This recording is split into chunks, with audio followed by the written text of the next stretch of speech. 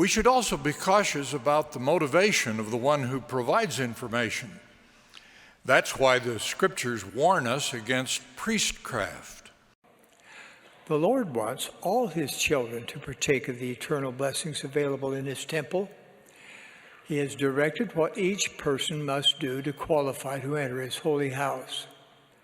All requirements to enter the temple relate to personal holiness. To assess that readiness, each person who wants to enjoy the blessings of the temple will have 2 interviews. First, with a bishop, bishopric counselor, or branch president.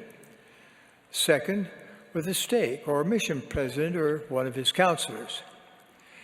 In those interviews, several questions will be asked.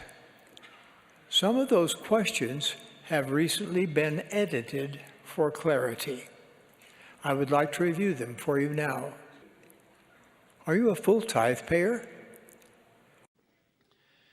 We pay tithing, as the Savior taught, by bringing the tithes into the storehouse. We do this by paying our tithing to our bishop or branch president. We do not pay tithing by contributing to our favorite charities. The contributions we should make to charities come from our own funds, not from the tithes we are commanded to pay to the storehouse of the Lord. Some time ago, I was speaking to a meeting of church leaders in a country outside of North America. As I spoke about tithing, I found myself saying something I had not intended to say. I told them the Lord was grieved that only a small fraction of the members in their nations relied on the Lord's promises and paid a full tithing. I warned that the Lord would withhold material and spiritual blessings when his covenant children were not keeping this vital commandment. I hope those leaders taught that principle to the members of the stakes and districts in their countries. The law of tithing and the promise of blessings to those who live it apply to the people of the Lord in every nation. I hope our members will qualify for the blessings of the Lord by paying a full tithing.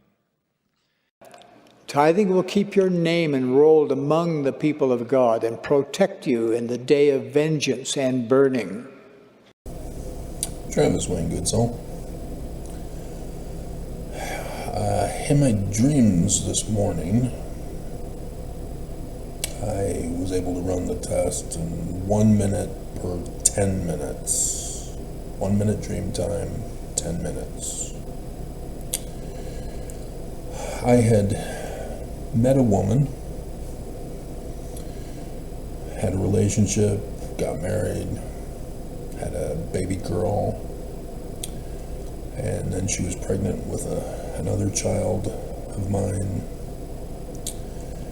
And then a space alien invasion occurred. We got separated.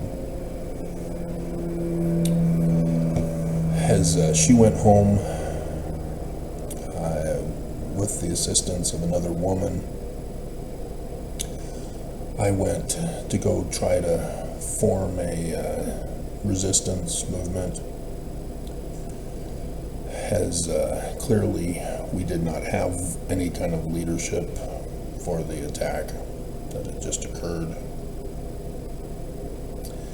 As the space aliens had all gathered at a malt shop, and so I ran to see if I can get some assistance in a resistance movement, and found myself at a place that didn't like strangers. And I was able to get away with it for a little bit and almost got out when one of the guys made a fuss about me, and so I had to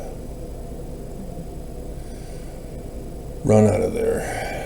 And in the driveway that was full of parked vehicles and boats, there was one guy who was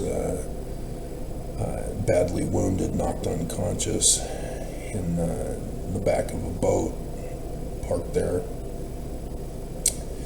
And he was on a radio, having awoken and was conscious, was trying to communicate with somebody, and he was, as it was the person in the parked boat behind him, and it was Special Agent Gibbs from NCIS. And so I got his attention, letting him know he was communicating with a guy from the other boat, and we needed to get out of there. And so he followed me, and we ran down the neighborhood, and I told him I didn't have time to explain, but there was a space alien invasion. And so he went jumping through the front window of a home, and so I followed him in, as he then began obtaining necessary provisions for the resistance, and I woke up.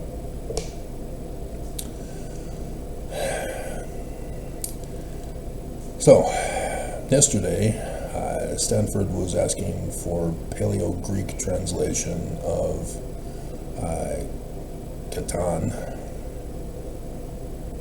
and I made a boo-boo error, so I'm correcting that here. When I learned of the solar eclipse over the United States of America, I put a stop to all my other work projects that I was doing and focused solely on the latter days. And so I rushed out what I had on Paleo-Hebrew vocabulary, or not vocabulary, the script, and proceeded to do search for dates given in the scriptures for the latter days. And that's what I've been doing, and then did church history, because I needed to get back to the origins of church history to find out what the hell's going on, because church ain't telling us the truth. These are latter days. I had been doing research on the Carthage jail assassination, as the neighbor in West Valley told me right before Sunday school that Joseph Smith had a second pistol. And so I was trying to find out which one belonged to my third great grandfather, John Solomon Fulmer, that he gave to Joseph Smith. And that's when I realized, oh boy, I'd known that Mormons were not obeying the scriptures, especially the Book of Mormon and Joseph Smith, that were exclusive to Mormonism. But I had not been able to make the connection that the prophets were complicit knowingly. And so, yes, over these latter days, you've seen how I've confirmed, great and abominable church, we're all going to die. The enemy alien invasion from Kolob is here. Was that not brilliant? Is that not brilliant? So, the T is the error that I made, because these are all projects that I'm hoping to get back to do a full research on Paleo-Greek with the alphabet script, the vocabulary, and translation, and do a whole bunch of manuals, textbooks, lexicons, just like I still need to do with Paleo Hebrew, and then Egyptian and Aramaic and other languages as well. It is obviously going to have to be a Zion project. But nonetheless, the T is not the same T, even though it's pronounced Tau in both Greek and Semitic Hebrew. During the Greek period, this is when the transition into the Roman period with the Ptolemaic period. That's when the Rosetta Stone was created. And they were trying to use Greek imposed on Egyptian in order to speak it. And so obviously you can't take thousands of hieroglyphs and just plug in 26 letters of an alphabet. I believe there are even more with Paleo-Greek. And so people don't seem to understand in the field of what the Rosetta Stone was. And so Egyptologists believe that they know Egyptian translation when they don't. They do not understand. And so it was during the Greek period, Ptolemaic period, when they decided to harmonize the alphabets together and botched it. As Paleo-Hebrew now distanced itself from Greek and merging it more with Babylonian Semitic Hebrew with the phonemes for it, as scholars believe that Paleo-Hebrew is Semitic, and therefore was the evolution of the alphabet came from that for that reason, and they're all wrong. And so when they found on the caves in Sinai about Hathor, they believe that that is Proto-Sinaitic is the oldest script. They're wrong. And so William Foxwell Albright is wrong about Paleo-Hebrew origins because he tried to harmonize the two Paleo-Hebrew with Proto-Sinaitic as an evolutionary process, and he's just, oh dear God. Wrong. So, Paleo-Hebrew or Paleo-Greek, Tau, is not the same letter in Paleo-Hebrew. The Tau is not the Tau, but the Chi, the Chi, the X. And so the Tau in Catan is more like a sacrificial altar stand that you can see in facsimile number 1, where you have a table and then the post to hold it up. It's also the upper line is for heaven, and so something falling from heaven is also implied there. So it could be rain, it could be a thunderbolt. And a thunderbolt from heaven corresponds with Catan's current understood meaning that you put from Wikipedia, in which it is a manner of forging metals and used to chip away, tool making, that type of thing. So that Zeus with the lightning bolt is understood in that process. And so that seems to be what it would correspond to. And so the writing of the forging, the chipping away, all that process, because that's what you'd use a flint rock for, is to make things that way, and it causes a spark of lightning. So I had to correct myself there.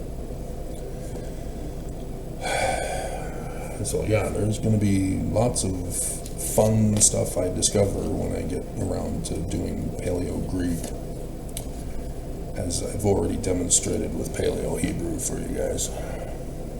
So, economy. As I told you in last night's video, I should have put Russian model. I knew it after I saw it on the screen when it was. It should have been Russian. Must be a Russian model. So I'm sure nobody saw it, but regardless. I mean, it's bad news when my two most recent videos are in the number 2 and 3 positions of most watched. It's pretty sad. Anyway, moving on. Got several pages to get through here, so I'm just going to go over it. The first scriptures, 2 Nephi 26, after defining priestcraft and how the Lord forbids it. Verse 31, the laborer in Zion must labor for Zion. If you labor for money, you shall perish. Zion, as we are waiting for Armageddon, so that we can go in an Exodus to build Zion, we need an economy. And the economy is not supposed to be based on a monetary system, because all monetary systems fail because they neglect the poor. They create poor and then neglect them, and then the civilization collapses and falls. This is what it's referring to here. So, both the Bible, Book of Mormon, and Joseph Smith all teach us concerning tithing for the economy. And yes, section 119 is an anomaly that is false. It was a forged document by Brigham Young. So, the actual economy is based on Deuteronomy 15, verse 8.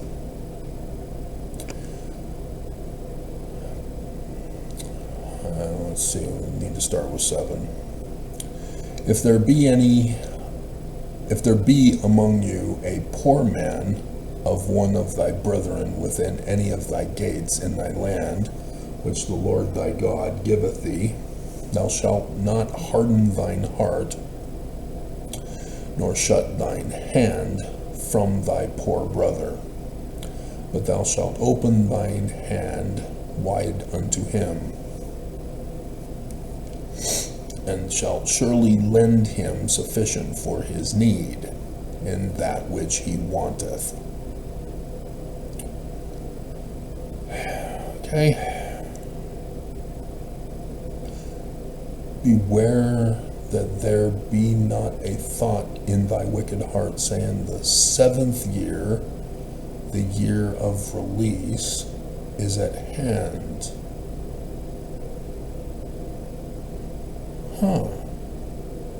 The latter days are 7 years. This is the 7th year we're entering into. This is interesting. And thine eye be evil against thy poor brother, and thou givest him not, and he cry unto the Lord against thee, and it be sin unto thee. Interesting. That seems to be a prophecy of the latter days. Anyway.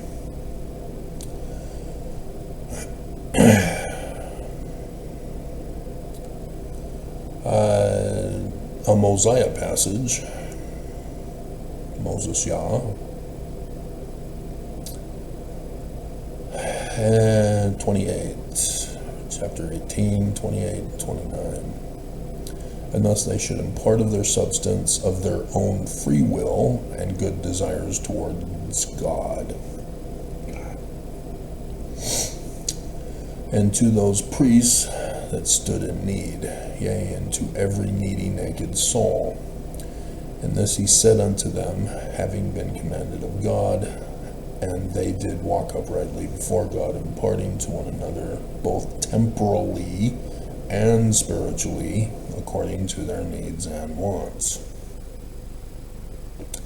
And that's the waters of Mormon.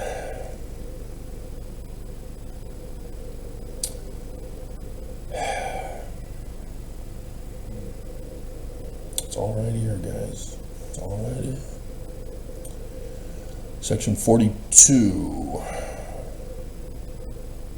verse 33. If there shall be properties in the hands of the church, or any individuals of it, more than is necessary for their support,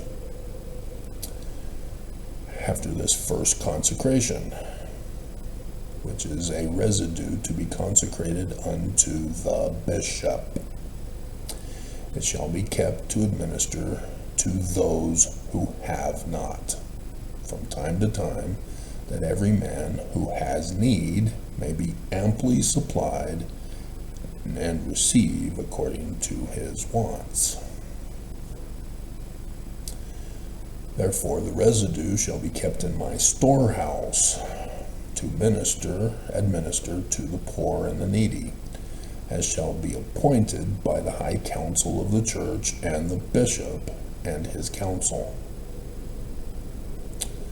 Joseph Smith is telling us that every single bishop, every single high council are to be in charge of a storehouse for the tithing, to take care of the poor and the needy.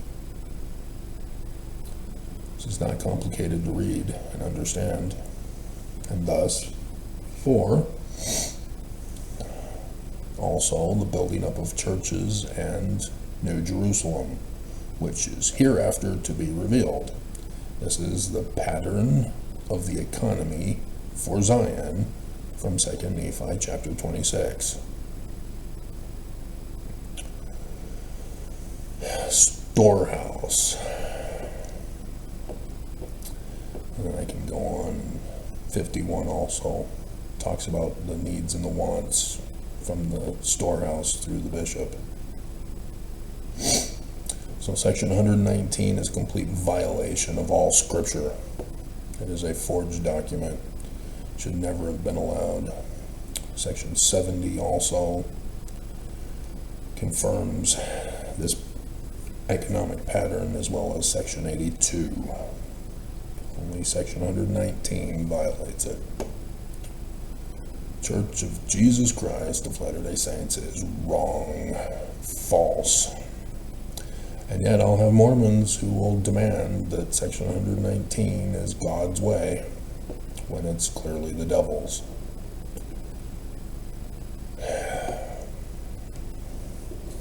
Run the test, Mormons. Use the scriptures to run the test and compare with the prophets. If they violate the scriptures, they're wrong. You can identify the forged documents as they try to justify being true as wrong. So, basic necessities. I know people have done hierarchy of needs. They're incomplete.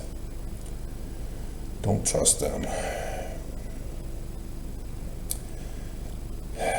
Mankind all need a variety of food, water, clothing, shelter, sex, transportation, communication, education, energy and fuel, a government to protect and keep order, entertainment, recreation, and I believe there are others, but this was done last night off the top of my memory, as the actual list is somewhere in there, and I've published it before I found out about Latter-days.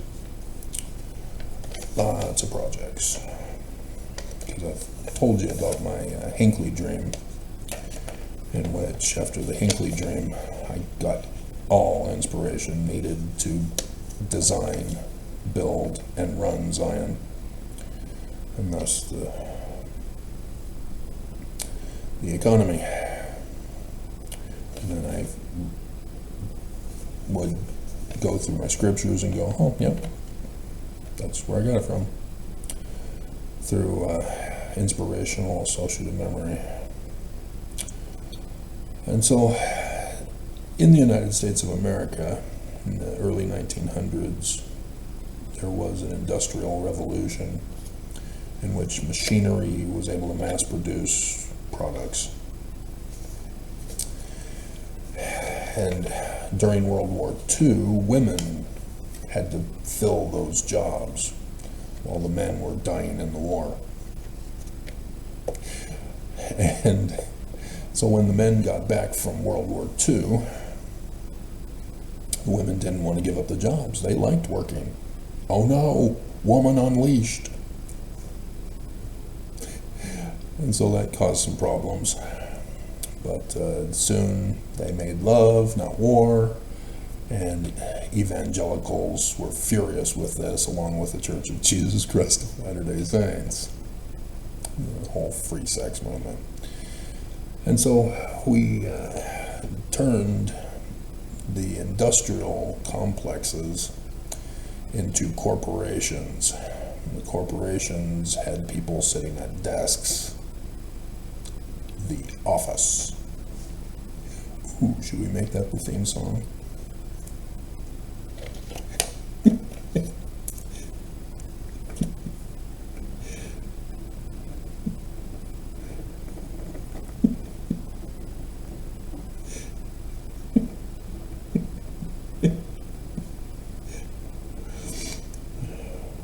To the office.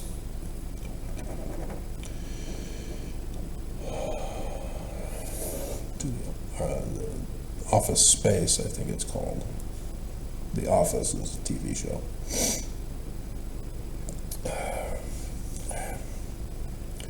Still waking up. And so with office work during the nuclear era of America, fathers and husbands were removed from the home as the woman stayed home.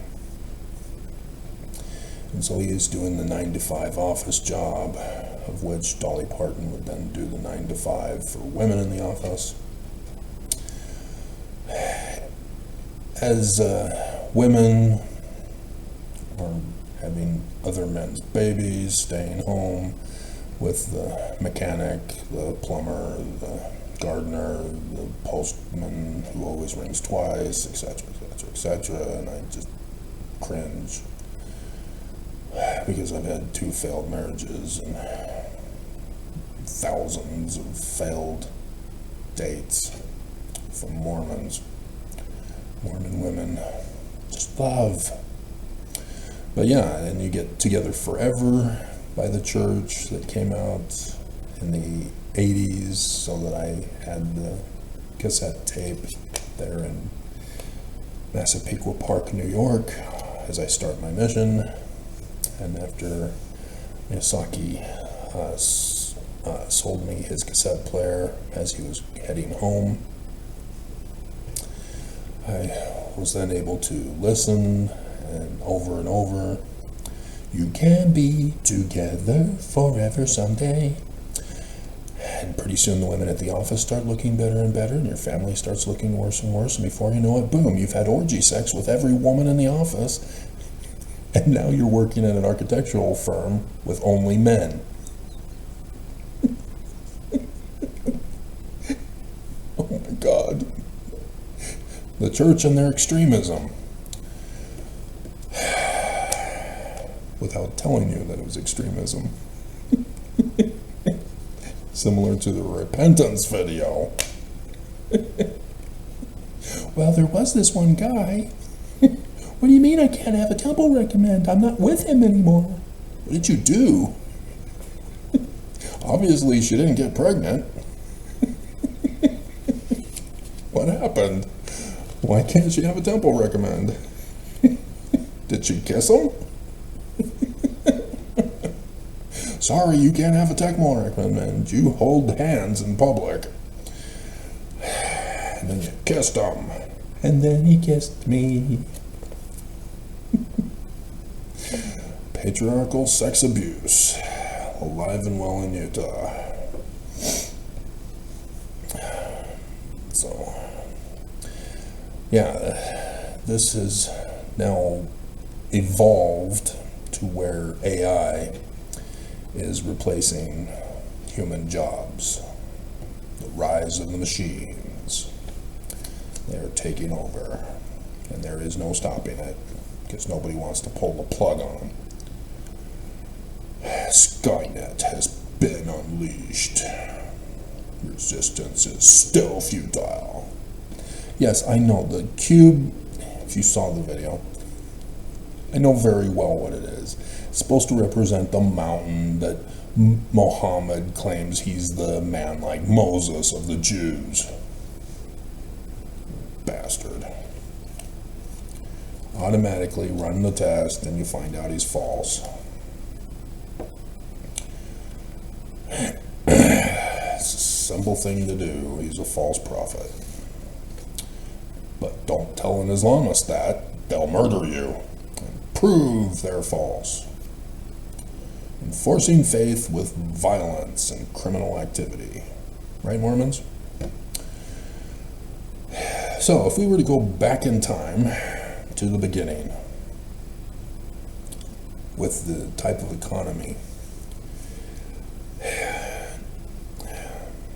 as I didn't even talk about Reagan economics and the effect on the office space and why, and even the office, but we'll get to it. It's in here.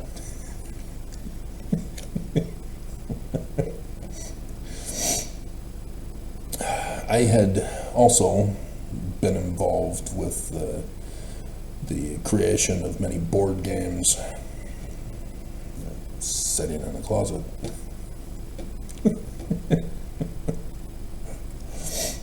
Still need to get them developed, manufactured into the finished board game. So pretty much it's just instruction books for the moment with what I was able to purchase to try to run tests. I'm a board gamer. That's what the Egyptians told me I was supposed to be. And then I found out I was. See, I live my life. I didn't know Egyptian. Church won't tell us. They don't want us to know. And so, yes, I fulfilled my life according to the prophecies as I went and studied it, running the tests on myself. At first I was in denial. No. No. Wanted other people to give me the answers. Nobody had them, so I had to find them myself. Running the tests from scriptures, which is science. So one of them, the games, was a civilization board game. As I was able to figure it out after the Hinckley dream in 2008. Yep.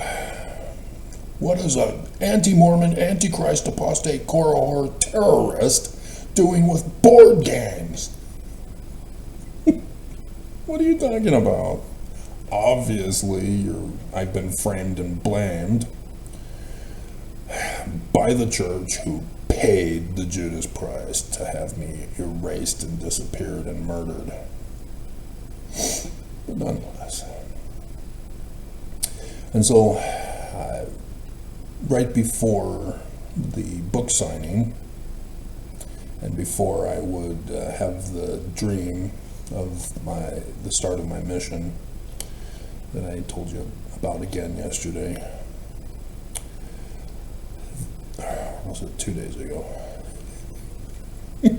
Life passes like a dream. We've had 33 minutes go by, and that's times 10 minutes. How many hours now?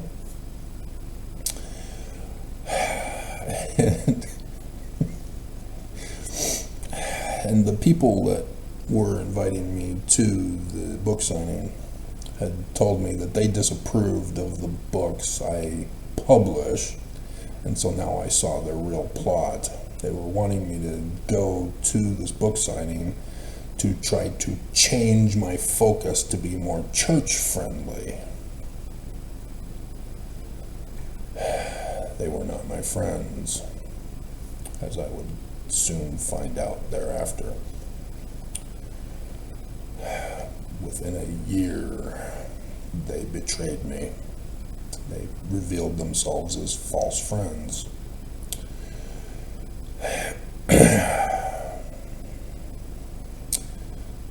And nonetheless, and so I had my Civilization board game that I was still working on, writing up the instructions and buying items to run the tests for the instruction manual. And when they had told me that my books aren't good enough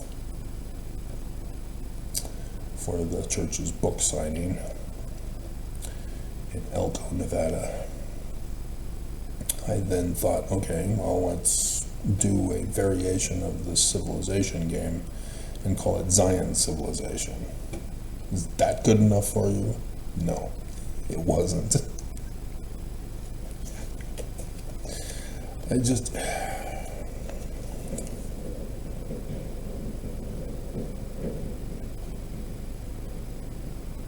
Interesting. I've never heard that sound before. Apparently that's the bathroom plumbing. Interesting. And it's right there at the front of the building?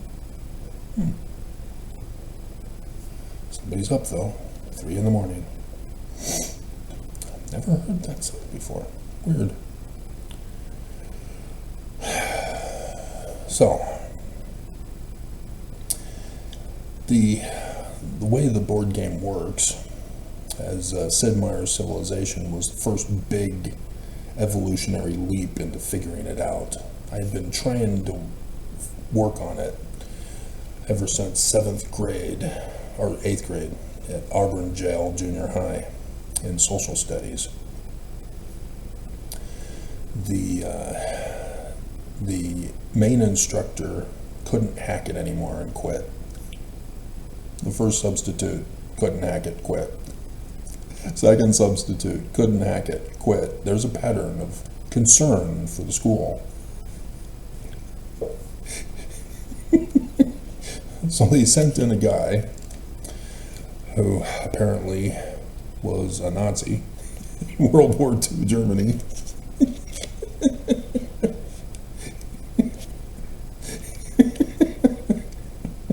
He comes in the first day of his attempt, and immediately gives everyone detention right at the beginning.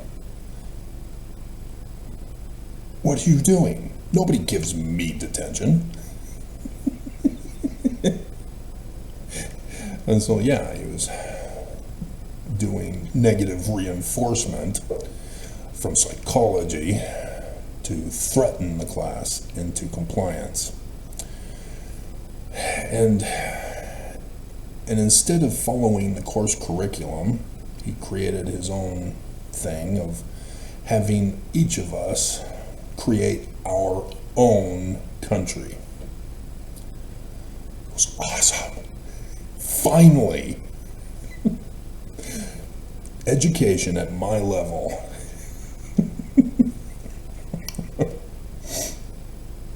And so, yeah, his thinking was, well, you think you know it all? Well, you try to run your own country then. Okay.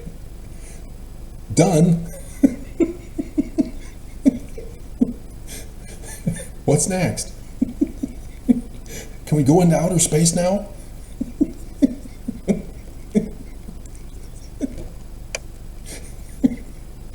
Yeah, it was awesome.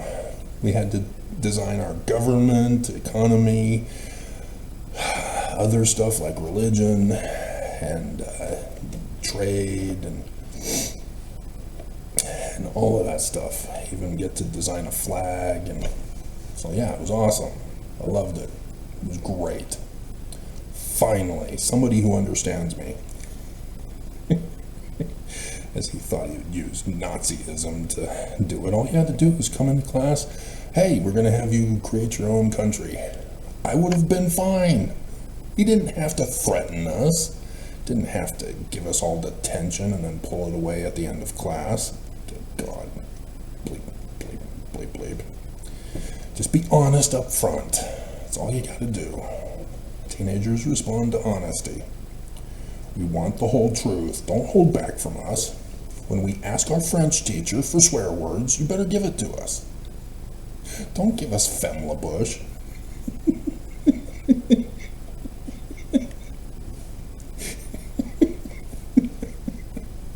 Give us the good stuff. We want to know what Macron is saying about Trump. Tell us that.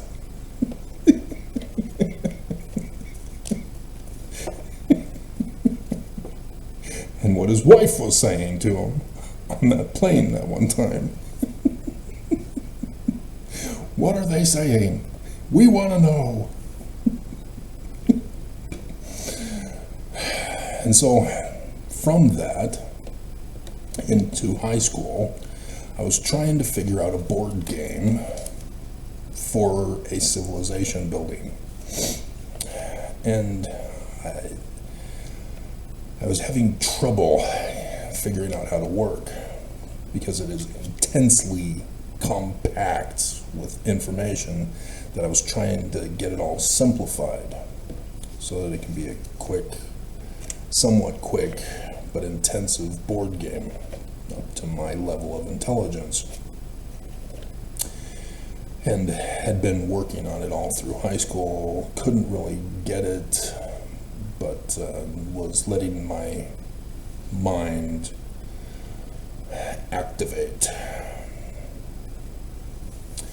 And so did the mission thing, marriage thing, and abandonment thing, and working at the church thing, and helping improving their systems, even though they didn't listen to me the first time when I told you, don't do that, don't put a conveyor storage for the pick lines, it will be bad. They went and did it anyway. They lost $1 million the first year. But nonetheless, then they chased me off the job for helping improve the systems because they learned I was a translator. And they don't like translators. Church is true, Travis. If they aren't gonna translate, I will.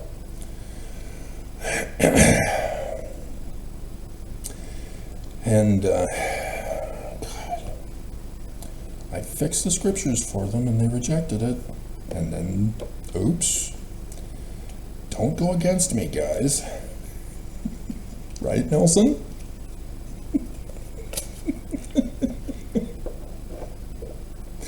Every scripture he botched at conference, I fixed. They chose not to listen to me and fix it. It's not my fault. I tried to save you, Nelson. They hurt you. They, your own people, who are claiming to be loyal to you, they betrayed you. I tried to help you the whole time. It's not my fault. Don't get angry at me. And yet he did. Evil people are stupid. It's all misplaced rage and anger and wrath. And they focus their violence on the wrong people, all to think that the wrong people are a threat to them when it's their own people who are trying to sabotage them, to knock them down from their palace so that they can take over. It's just stupid. You see that in the book of Esther, or Ether. The book of Ether is all about how everybody is at war and cooing government and using honeypots to kill the king over and over again. And so, yeah, Sid Meier's Civilization 3 Complete has to be that one. Obtained that PC game, and it was awesome. I finally had figured out closer to what I needed for my board game. And yeah, the board game would be better as a PC game, but I have no idea how to do that. But nonetheless, yeah, Sid Meier's game, as I see he's up to his latest tricks with the streaming version of whatever number he's at now on YouTube. But nonetheless, and so then Hinckley in 2008, I finally figured it out. And so it's where you start from scratch and you just build your civilization. And I had it so that you can set up how many you want to start with, if you want an equal number of couples or a polygamist atom. Doesn't matter.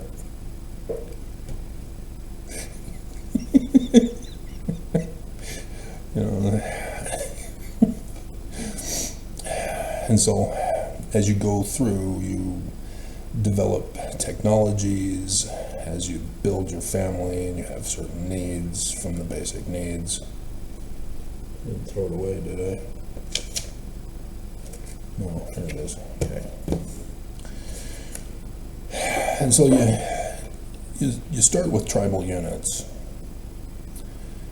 And obviously this would have been the type of situation in the beginning with the few humans on Earth in tribal groups in Southeast Africa, where mankind originated. And they have to do everything on the basic needs list. They have to obtain all of them so that they can survive. You don't have enough people to delegate yet. So when the tribe expands with more children and grandchildren and great-grandchildren, then you're able to have a division of labor. And so the Bible is a little misleading in Genesis as it talks about Cain and Abel having that division of labor. You kind of need more people. But they're also talking about having domesticated animals and farming in the early stages. No, a little too soon. But it's not literal history either. Nonetheless. And so the division of labor results, and everybody pools everything for everybody at that initial stage. And everybody's helping each other survive. And this is a basic understanding of no monetary system of economy. You don't need to have an economy. There's no reason for it.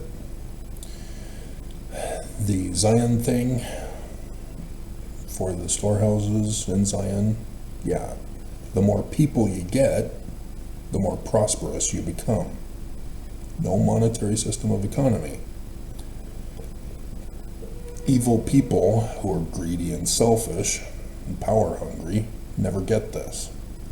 They think that if they steal all the money that they can, they'll be the richest people, and yet they have no clue, because they're stupid from greed that blinds them, that they can be more filthier rich if everybody is. That's what evil people will never understand. They get so selfish that they have to be the ones on top, at the king of the hill, that they always fall.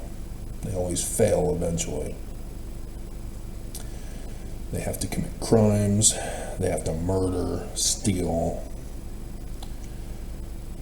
ruin other people's lives, thinking that they're going to get ahead, that they're going to be the richest, most powerful, getting all the money in the world, like Disney.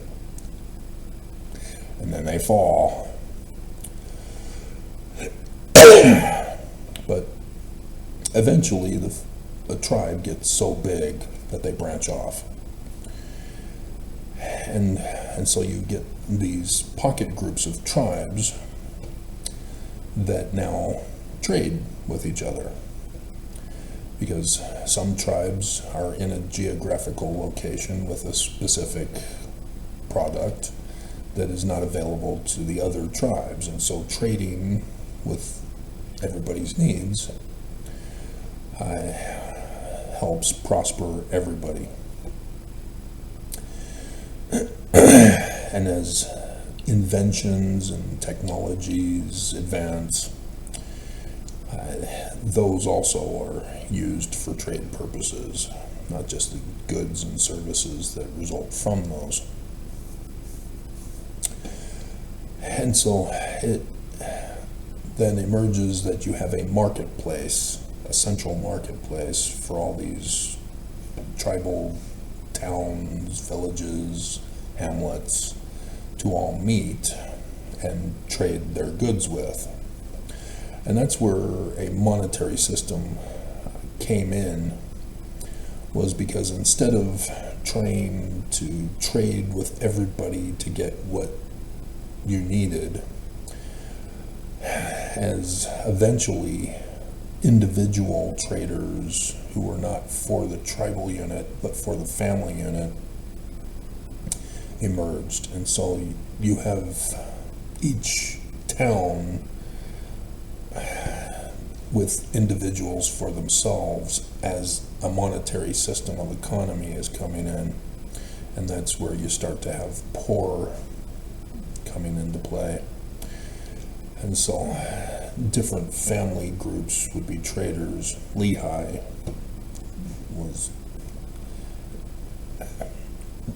it doesn't say, but it's got to be literal history true, so he was a trader.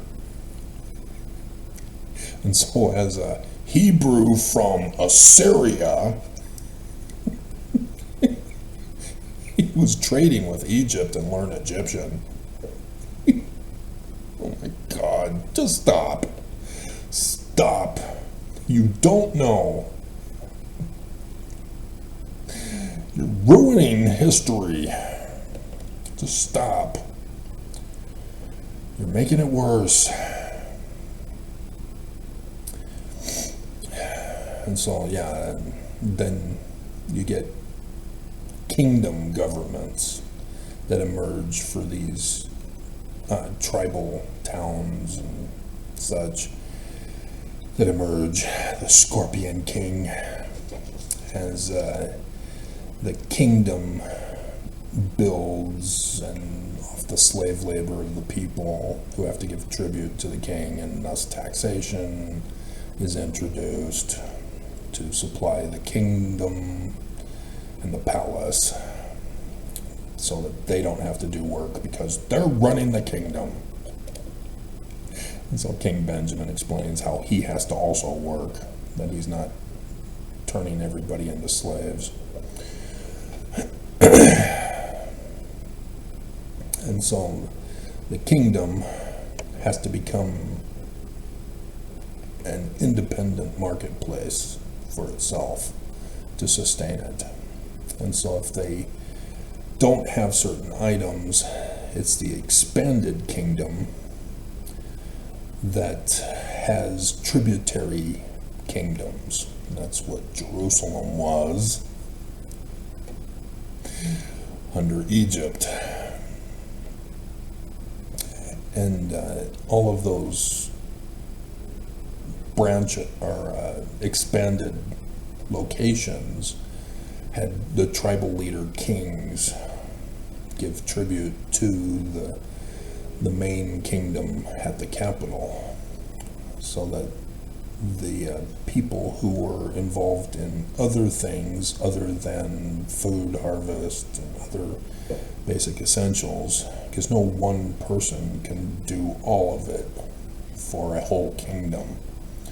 And so it was necessary to get more people to supply food and other stuff. And so when you've got the capital that can't do food for itself, and when the land around the kingdom is not enough to supply for the people of the kingdom, that's where they go out. Sargon the First of Old Assyria was the one who first militarily went to the other lesser kingdoms, conquering them and subjecting them to pay tribute to the capital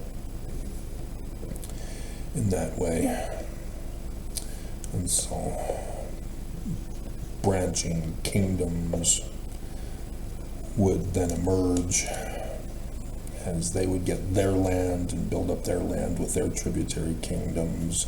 And then when they meet each other, trade would be involved, and skirmishes at the borders as the other kingdom tries to encroach on the other kingdom's land, which, Canaan was a source of that over and over again, as it originally belonged to Egypt. Then you get the Hittites with David Moses III with Armageddon 1, putting his foot on the Mount of Olives of Salem. Jesus, he's here. I'm not Jesus. I'm your Pharaoh. Who's that woman bathing on that roof?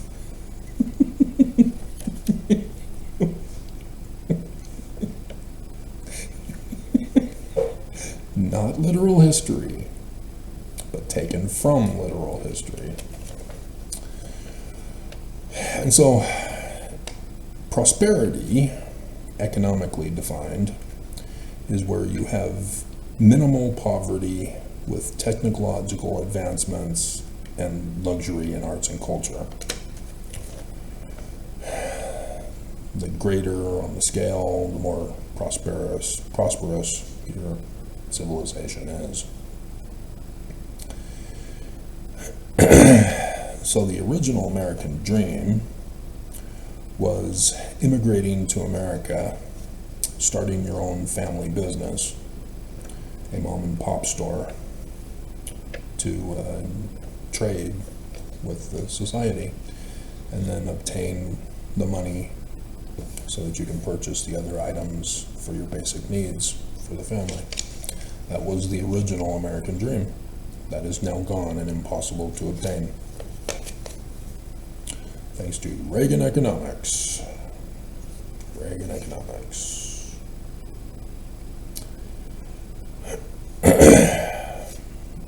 And so, it was 1981 as Reagan would go on to be told by the brand new formation of the secret combination of the United States of America to destroy it, who told Reagan that he should do the tinkle down economics,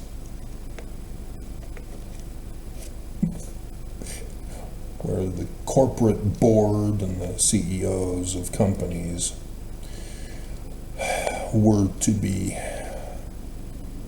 federally funded by the government and given tax breaks, and that then they promised would be passed on to customers and their employees with better quality products. And despite the immediate failure, we still have it today, and it is extreme. It is destroying America. And yes, the Church of Jesus Christ of Latter-day Saints was in that secret combination, purposely having it set up to prosper and steal from others, because tithing was just not doing it. So, some things that are going on that are a result of our failed economic system. You have Rocky Mountain Power, who year after year keeps wanting our government to give them a raise. And they claim that, well, it takes a lot of money to run the power. We have to get a raise. And if you don't remember the scandal with Trax, UTA, or the scandal with the Department of Alcohol,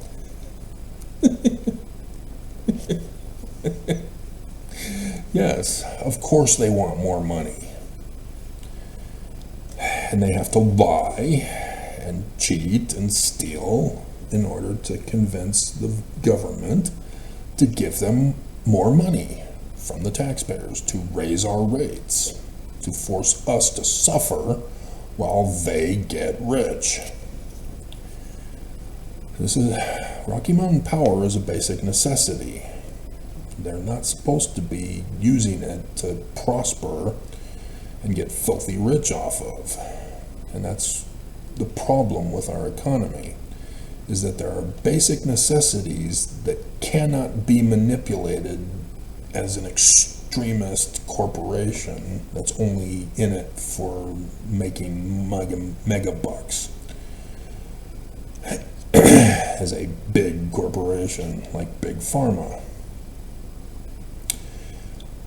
And so the internet is another example, as it was used to destroy net neutrality, as businesses using the internet did not at any means necessary want the internet to be considered a basic necessity. It is, and thus needs to be regulated as such.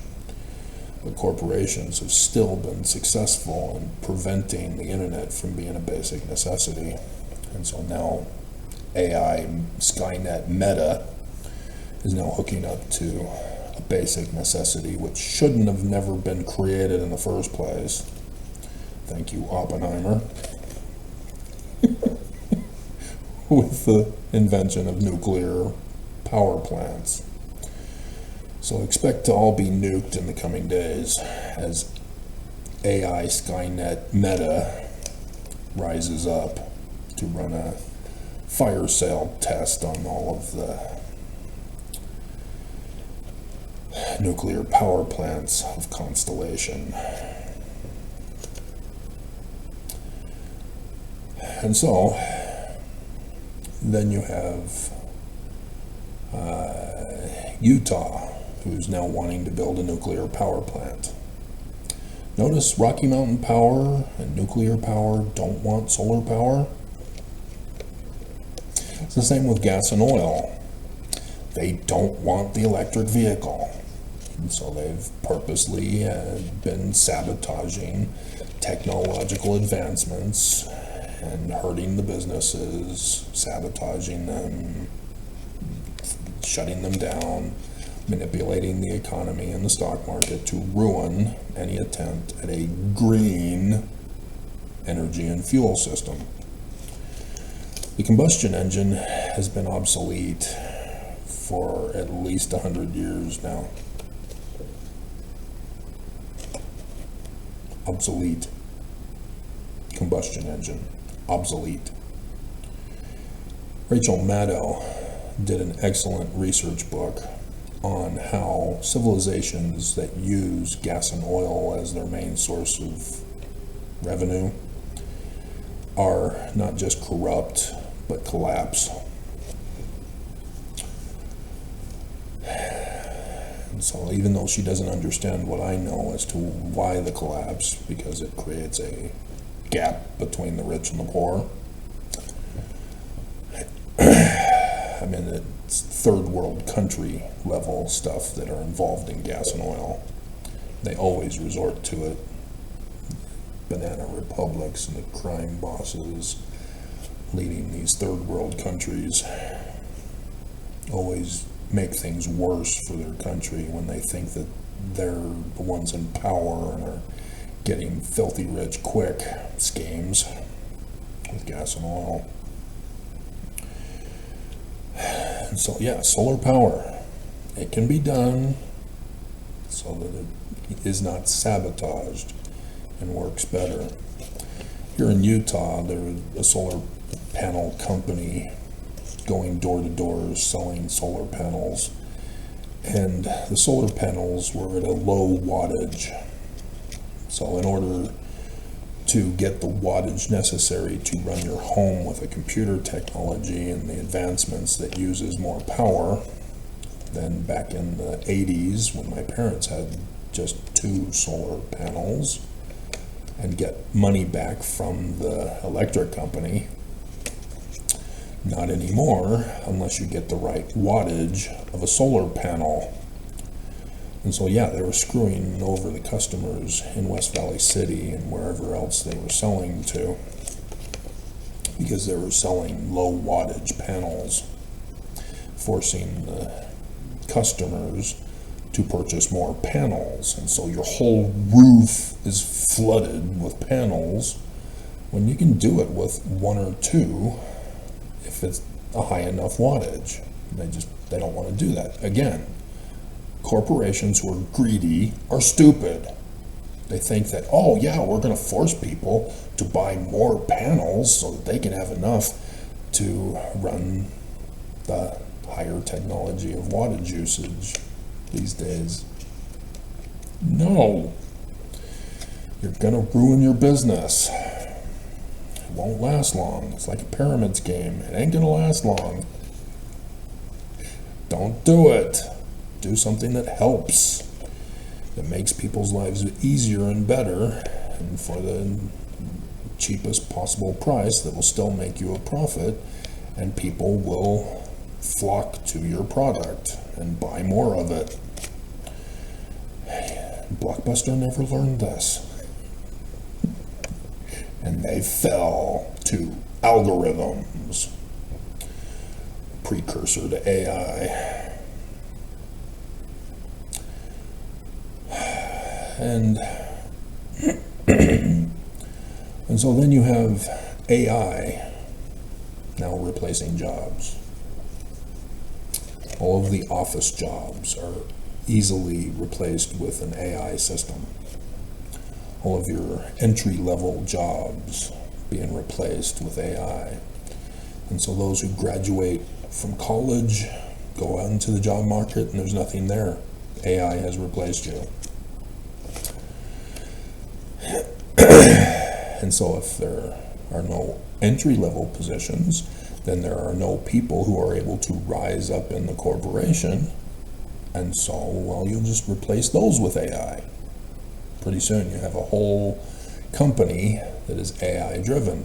The only problem is there are no customers because AI replaced them. That's the thing that corporations never understand.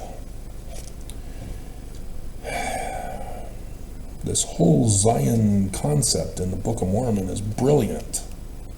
That Joseph Smith set up is brilliant. And so for Brigham Young to dare put Section 119 in his 1844 edition was just stupid. Just incredibly lame. Brigham Young was not an inventor, an innovator, and a smart person. He was stupid. Literally stupid. His Deseret alphabet? No, it wasn't a creation. It was just a replacement of our alphabet.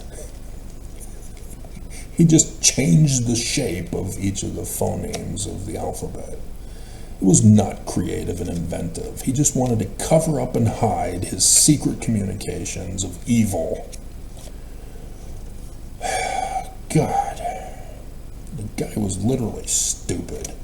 And yeah, he was a failed leader. His economy just sucked. The United Order? Oh my hell. The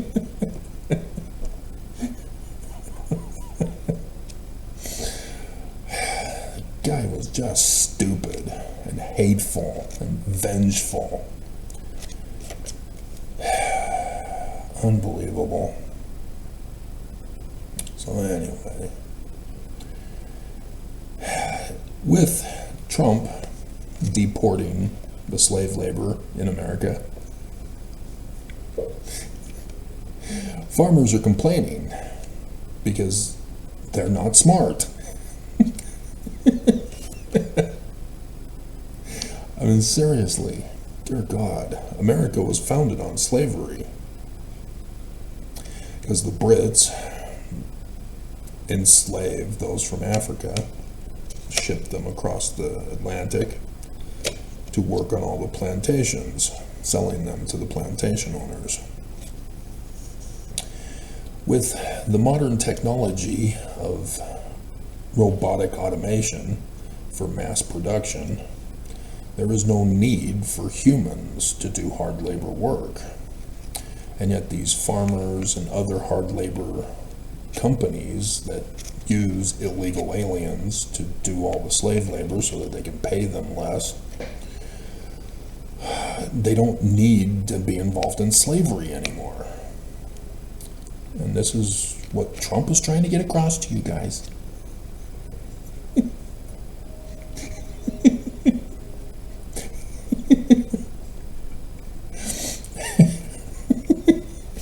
They're not wanting to do it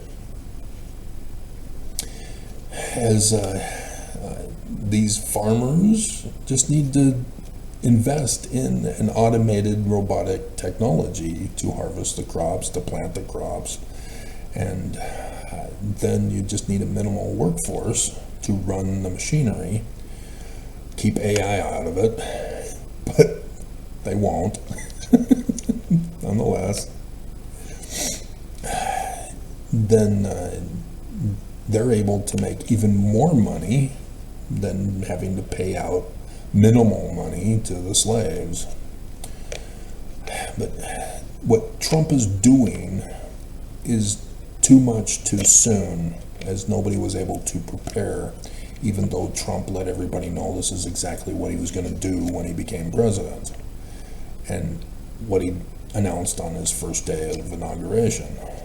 And companies and states did not listen, did not believe, have no clue how to run their own companies without federal support, without undocumented labor.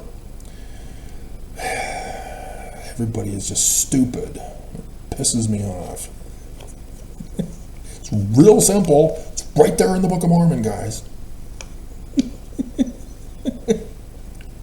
Even the church, the Beehive Warehouse, was so easy to redesign to make it more efficient and effective, and was exactly what they were looking for. They just couldn't figure it out. And they were telling me, no, Travis, we don't want you to do it. This is the best that can be done. It is not. Come on.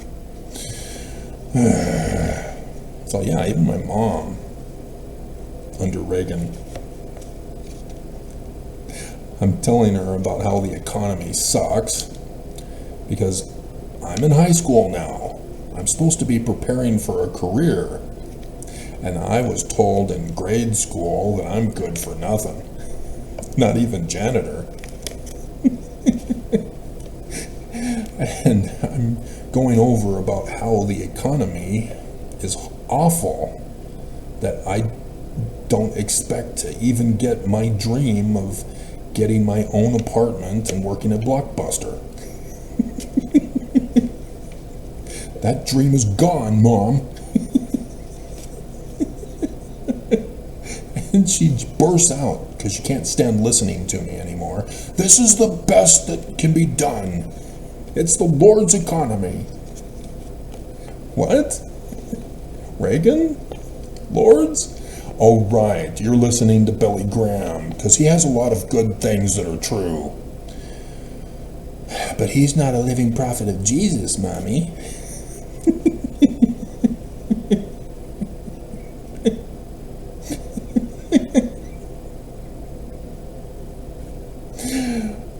God.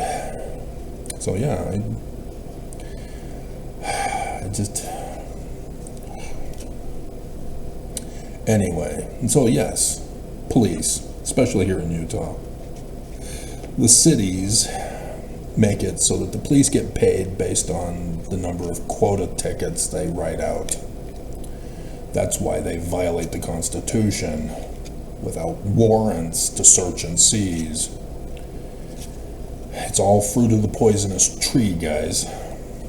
You are illegally searching without a warrant, patrolling the streets, looking for traffic violators, which is not a crime, it's just a violation for which tickets are given, for which the people pay. And so it's all fruit of the poisonous tree. If there are any lawyers out there listening,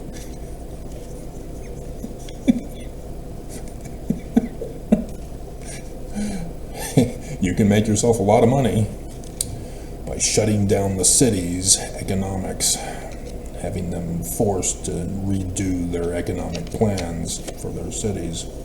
But nonetheless,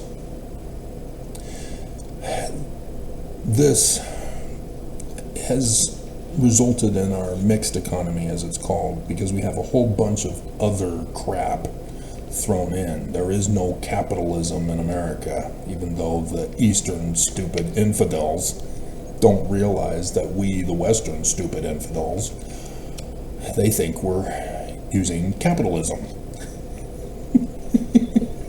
No, it's a mutt economy. And so you have other criminal stuff that is thrown in to our economy. Gambling, insurance, pyramid schemes, MLM schemes. You can't just change the name, it's still the same. Even charities are frauds. Because charities should not have to exist in the United States of America, because Congress is required to regulate government and regulate the economy. They are the ones that do the financing. They are the ones who set tariffs, Trump. So yes, stock manipulation is also involved in an investment of fraudulent businesses. Yeah, invest in my condos. Yeah, we can do timeshares.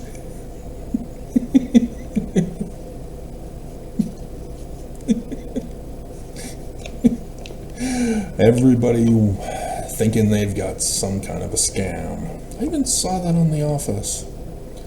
Ryan tricked Pam into giving him money for an investment. And Pam realized how con she was and then says, "Don't tell Jim." Dear God. So yeah, it was good that she finally got it out of her system and put him in his place. But corporate commercials, just oh my hell. During the 80s, corporations were just abusing women bigly.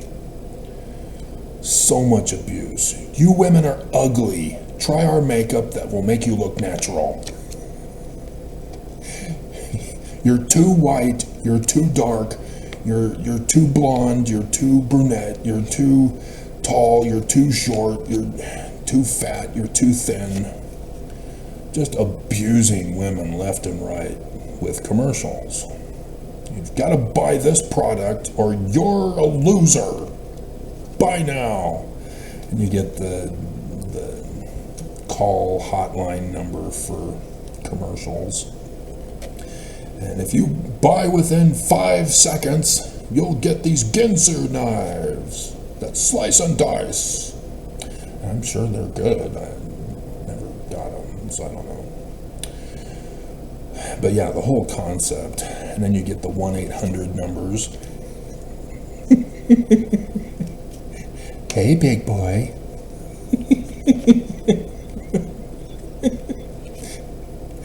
That'll be $50 per minute. As they purposely drag it on. And so they rake in the dough from suckers and losers who can't have sex. And so thus prostitution emerges also. And so yes, I saw the movie A Million Ways to Die in Utah.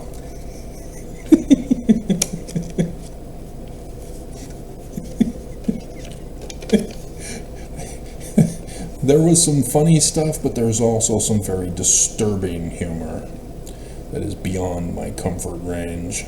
Specifically, women you're dating who are having sex with other men. That was my big issue with that movie.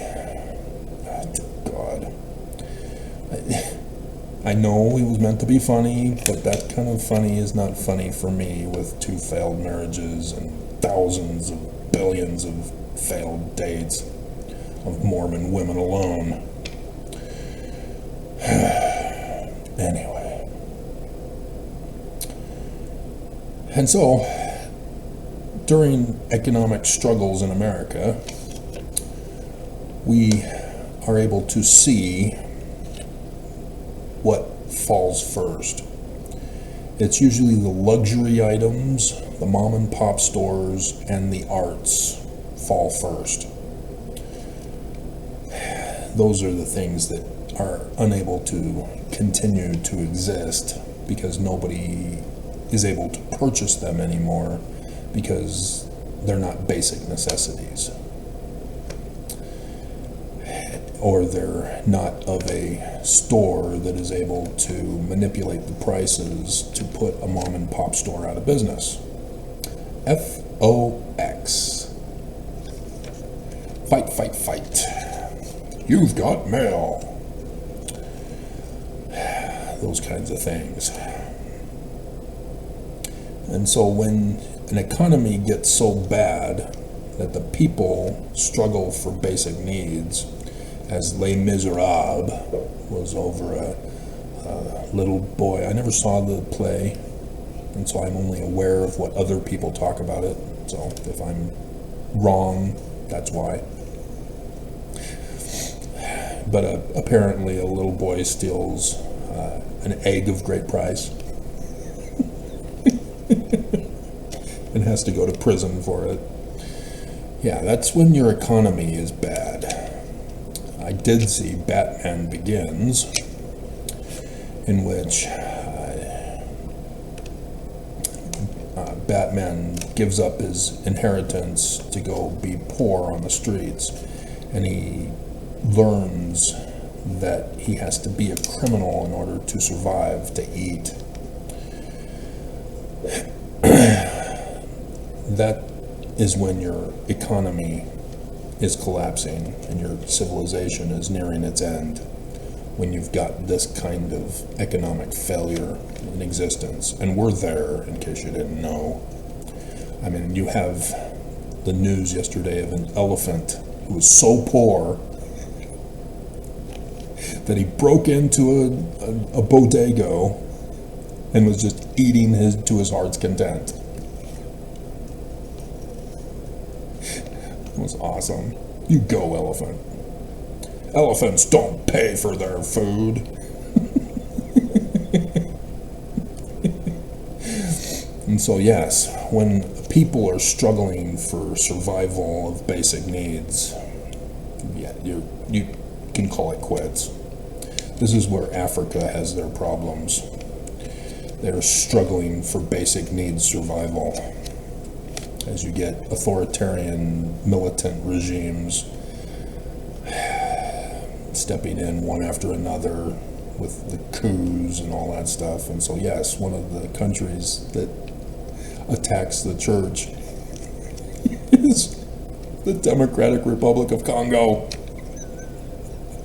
Travel ban on Congo. Trump, did the church not tell you? Did Pam not tell you? Those American Mormons who were sent back to America to stand trial in federal court.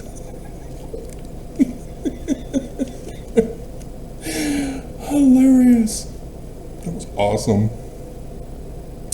And yeah, Haiti was also on the list, where Mia Love, her ancestors are from. I saw that too. So, yeah, I've got nothing nice to say about this church. As you had Anderson going to third world countries this past week, telling them to pay up as they're impoverished.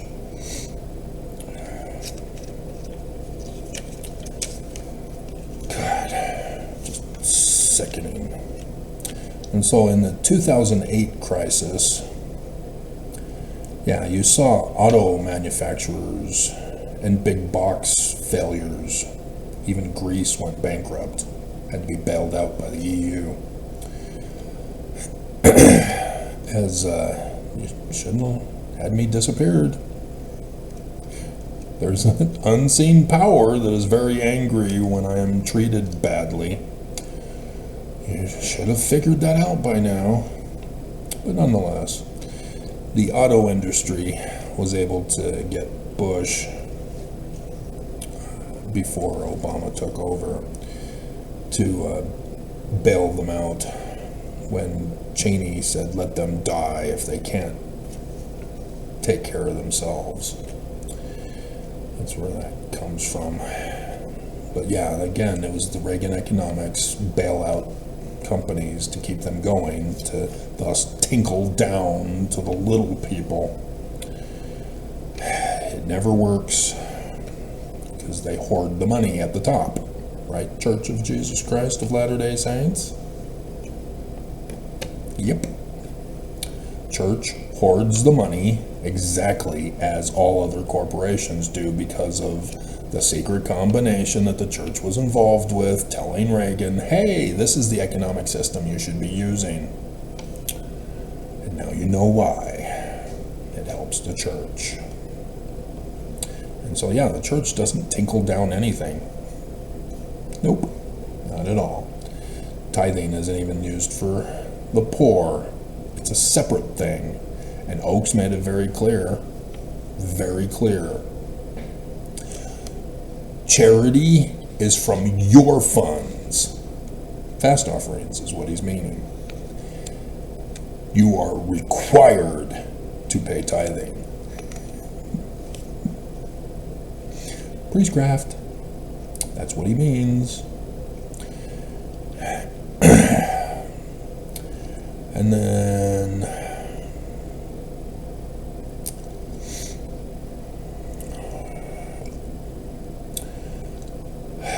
and so Trump's tariffs are not being understood by anybody. They're for insider trading to help fund corporations under the abuse of the tinkle-down economics of Reagan. So this is why Reagan economics fails. It's because greed steps in and puts it to the extreme with a certain president. And so yes, you've got insider trading, the pumping and dumping of the stocks.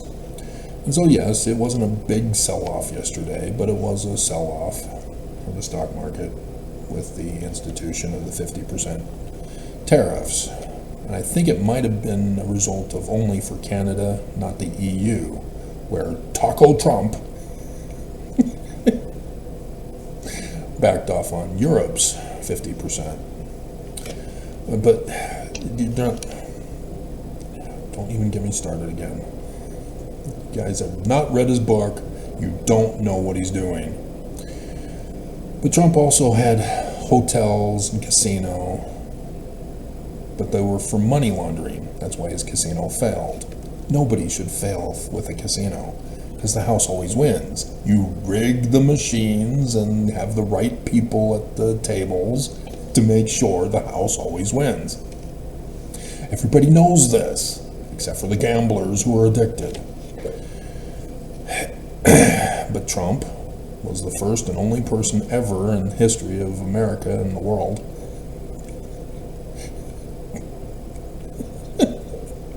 to tank his casino.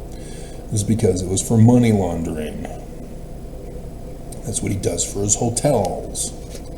As he was elected president in 2016, Saudi Arabia bought up a whole floor in Trump Tower.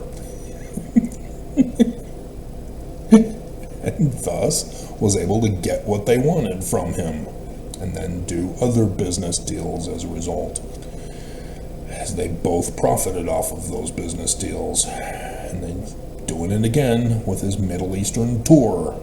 That's all that he does. We know this. You have to bribe the president in order to get something done that you want done. And if you want a perpetual thing done for you, Musk, you need to keep paying Trump. Musk did not learn that. He thought that he had bribed Trump at the beginning, was put into doggy,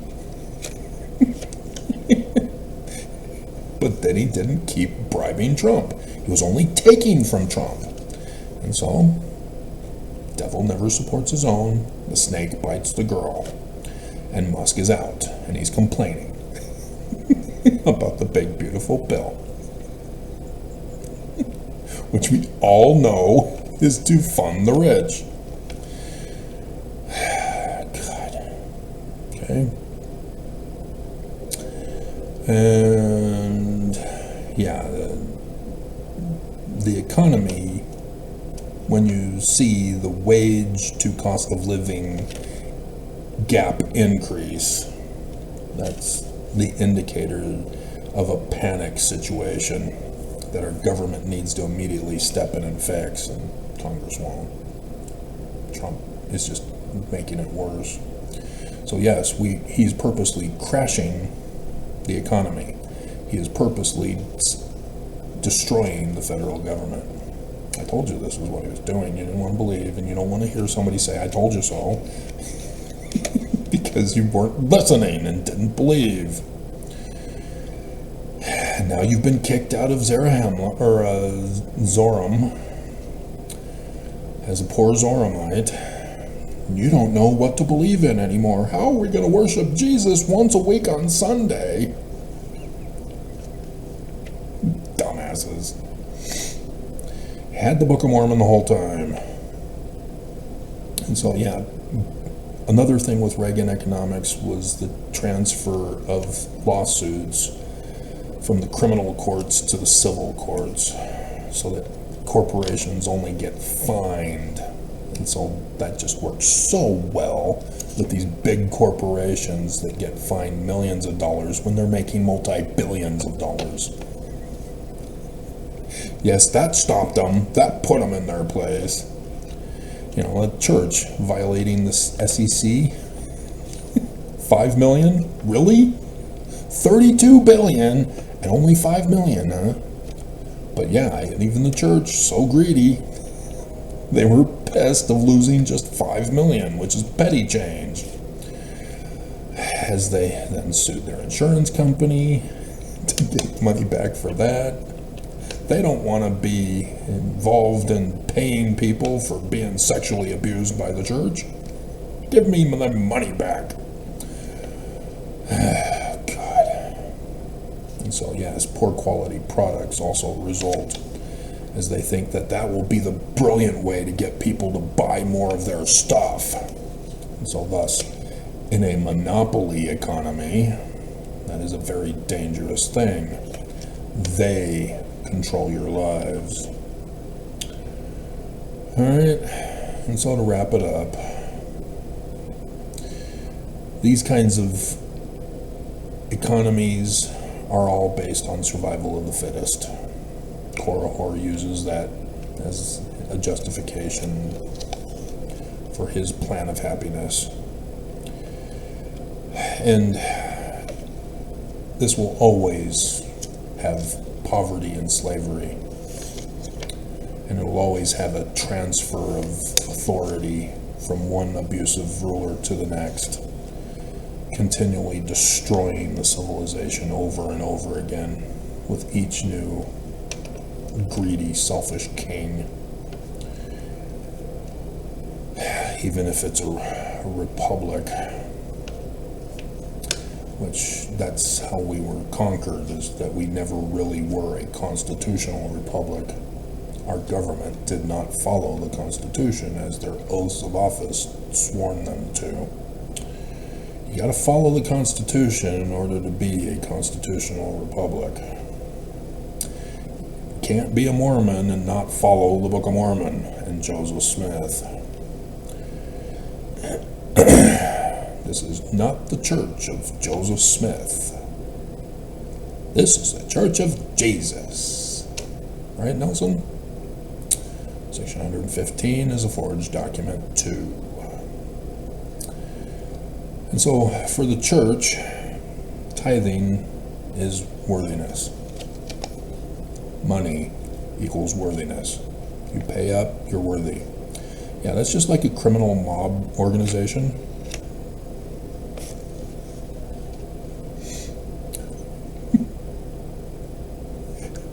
Exactly.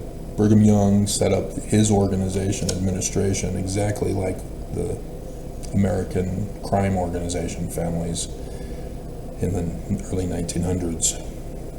They apparently liked Brigham Young's structure. They didn't need 2 counselors, they just needed 1. Called the apostles, lieutenants, the 70 in the Melchizedek priesthood, soldiers. Onward, Christian soldiers. And then the rest of the people compromised as associates. All the judges and the police and the government that are in the pocket of the crime organization. Exactly the same. So yes, extortion is section 119. Your family will burn in hell who are dead unless you pay up. And then they say even if you still have to go to the temple to do the rituals for them. But again, it's all a fraud. Your family still aren't saved. That's the big lie and the big con that you are falling for because you never ran the test in the first place. Your family is still doomed in hell. You got conned, they got your money. And prostitution, you have to pay in order to have sex. We've gone over this. That's why they pulled the little factory talk. The little factory that could.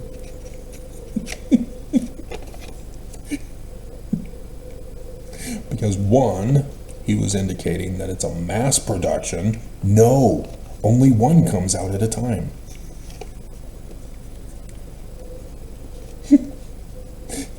And that it's natural.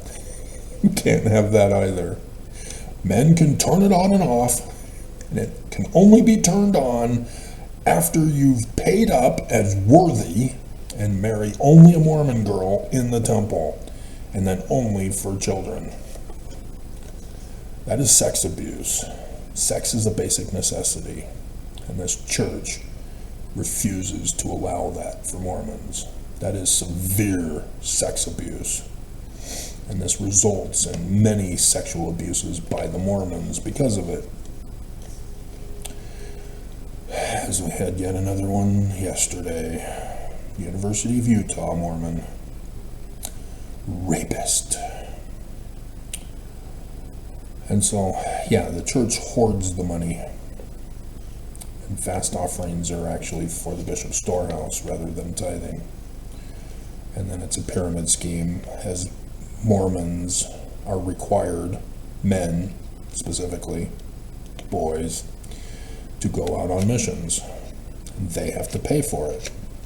You know, yes, the church created another source of revenue called the missionary fund. But the Mormon family has to pay for the son's mission if he doesn't get a job and during high school as a child slave labor to save for his mission, but pay tithing during all that time so that he doesn't have sex, doesn't release his little factory. Can't even think about it. Just sing a hymn and it'll just go away and turn it off. And so women believe this. Mormon girls in the church believe, well, if men can just turn it off, then I can date them and tease and taunt them all I want, and he will never touch me. No, that's a lap dance, dear. The guy can't touch you during a lap dance.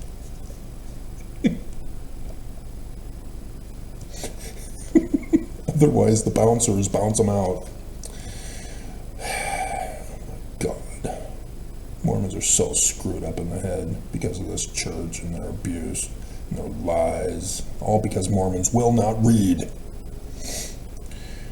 And so, yeah, I read to you 2 Nephi 26 at the beginning, and we're finishing it up. The whole concept of taking care of the poor is to pull them out of poverty, not to keep them perpetually in poverty, just giving them charity over and over and over again, like the charity organizations are scamming people. That's why it's a scam for any charity organization, because that's their business. They have to make money, they have to make a profit in order to have a nice lifestyle. And so every Christmas they come out, oh, look at these poor children, they're starving, pay us money. These dogs, don't they look pathetic? Give us money. Africans, they need your help. Give us the money.